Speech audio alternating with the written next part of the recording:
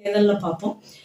அதுலேயும் வந்து கொஞ்சம் பின்தங்கிய மாவட்டமா, படிப்பு எல்லா விஷயத்துலையும் சொன்ன தருமபுரி மாவட்டம் பார்த்தீங்கன்னா, 81% வாக்கு வந்து பதிவாயிருக்கு. ரொம்ப வந்து அப்ரிஷியேட் பண்ணணும், பாராட்டணும் இந்த மக்கள். அதுலேயும் எனக்கு பர்சனலா தெரியும் தருமபுரி. ஏன்னா நான் அந்த பக்கம் பெங்களூர் இருந்திருக்கிறேன்.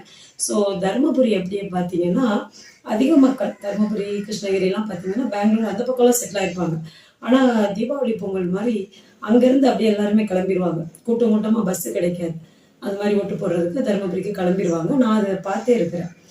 இந்த தடவையும் அதே மாரி 81% வாங்கியிருக்கிறாங்க. பரவால்ல. முடிஞ்சாச்சு. இனி நம்ம அத இது பண்றதுல ஒண்ணும் யூஸ் இல்லன்னு நெனைக்கிறேன். பட் இருந்தாலும் மக்கள் மாறணும். அதுலயும் நகர்ப்புறத்து மக்கள் வந்து இந்த மாரி இருந்திருக்கக்கூடாது. மாற்றம் வேணும். ஜூன் 4 நமக்கு வந்து ரிசல்ட்டு பார்க்கலாம். எந்த மாதிரி அதனுடைய ரிசல்ட் இருக்கு அப்படின்னு சொல்லிட்டு பார்க்கலாம். ஜூன் 4 கண்டிப்பா புதிய ஆட்சி என்ன